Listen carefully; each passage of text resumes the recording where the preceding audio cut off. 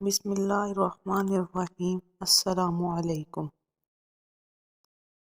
مسلمانوں کے لیے اعتکاف کرنا مستحب ہے۔ اعتکاف اس مسجد میں کیا جاتا ہے جس میں باجماعت نماز ادا کی جاتی ہو۔ سب سے افضل جامع مسجد ہے، جبکہ اعتکاف کے دوران نماز جمعہ شامل ہو۔ اعتکاف روزے کے بغیر درست ہے، لیکن زیادہ بہتر ہے کہ روزہ رکھا جائے، کیونکہ روزہ اعتکاف کے عزم کو بڑھاتا ہے اور کثر نفسی میں اس کا مددگار ثابت ہوتا ہے اور اس کے مقاصد کو پورا کرنے میں بڑا لائق ثابت ہوتا ہے۔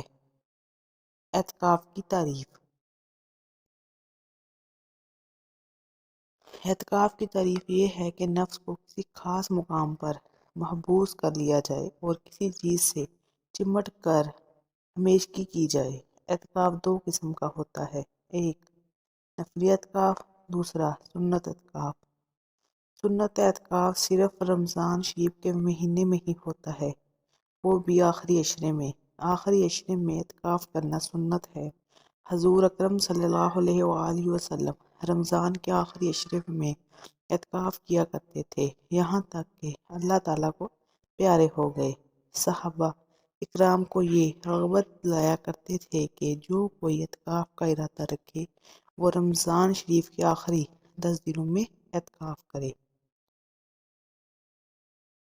جب اعتکاف اختیار کر لیا جائے تو ان اعمال میں مشغولیت اختیار کی جائے جن سے اللہ تعالیٰ کا قرب حاصل ہوتا ہو، جیسا کہ قرآن مجید کی تلاوت اور ذکر اللہ تعالیٰ، جیسا کہ سبحان اللہ، الحمدللہ، لا الہ الا اللہ، محمد رسول اللہ جیسے کلمات ہیں، اور کائنات میں غور و فکر کرے۔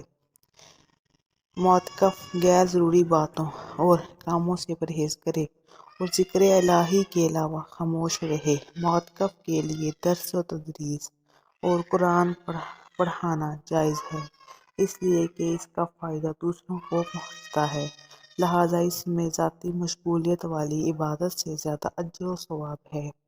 معتکف ضروری حاجات کے لیے مسجد سے باہر جا سکتا ہے، جیسا کہ غسل جنابت، کھانا کھانے کے لیے، بول براز کے لیے، کسی فتنے میں واقع ہونے یا بیمار ہونے کی صورت میں مسجد سے باہر جا سکتا ہے۔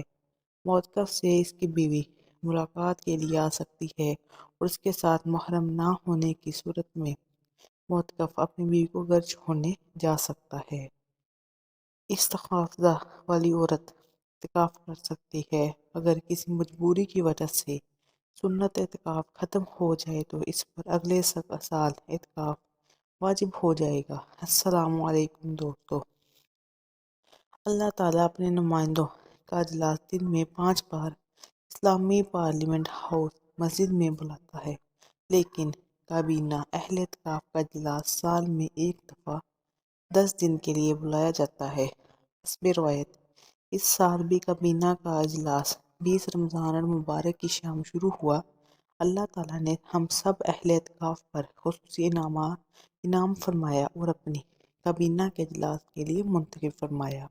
اس اجلاس میں جو اب اختتام پذیر ہو رہا ہے، اللہ تعالیٰ سے بڑے کھل کر مذاکرات ہوئے اور کچھ لو اور دو کے تحت معاملات طے پا گئے۔ اس اجلاس میں بڑے اچھے فیصلے ہوئے جو مندرجہ ذیل ہیں۔ نمبر 1، جو شخص جھوٹ بولے گا اس کو ذلیل و خوار کیا جائے گا۔ نمبر 2، جو شخص رشوت لے گا اور دے گا اس کو جہنم میں ڈالا جائے گا۔ نمبر 3، جو شخص ملاوٹ کرے گا اس کو اللہ تعالیٰ اپنی پارٹی سے نکال دے گا، جیسے حدیث شریف میں ہے کہ ملاوٹ کرنے والا ہم میں سے نہیں۔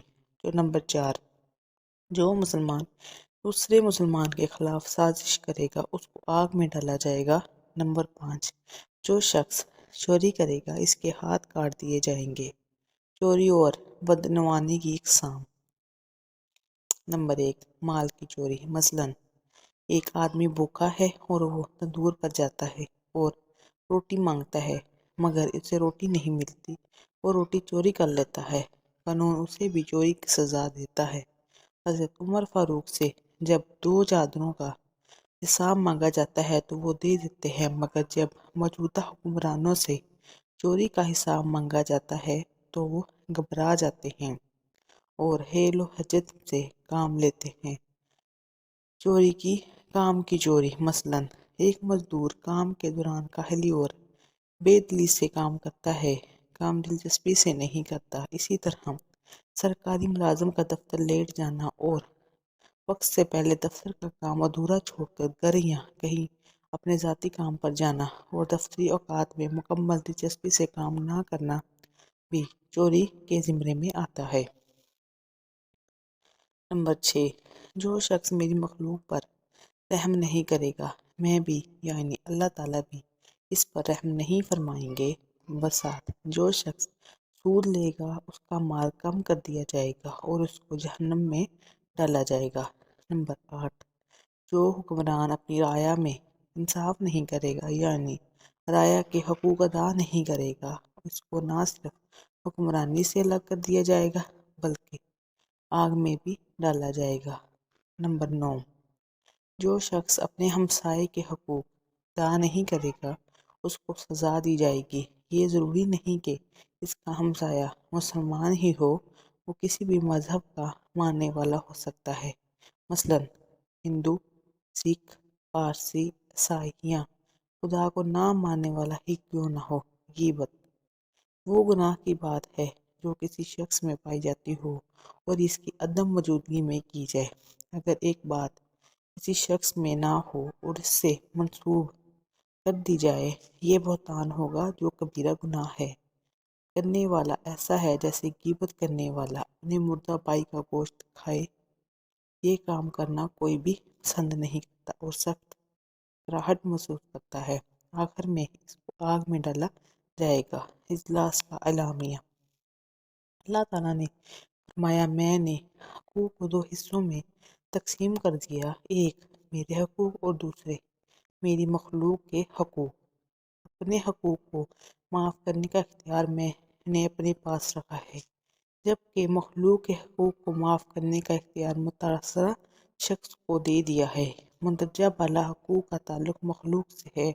ہم نے ان سب فیصلوں کو منعین تسلیم کیا اور اللہ تعالیٰ سے گزارش کی کہ اس سے پہلے جو ہو گیا اسے معاف فرمائے۔ آئندہ ان سب باتوں سے توبہ کرتے ہیں اور دوبارہ ایسی باتوں سے باز رہنے کا وعدہ کیا۔ اللہ تعالیٰ نے ہماری توبہ قبول فرمائی اور ہمیں معاف فرما دیا۔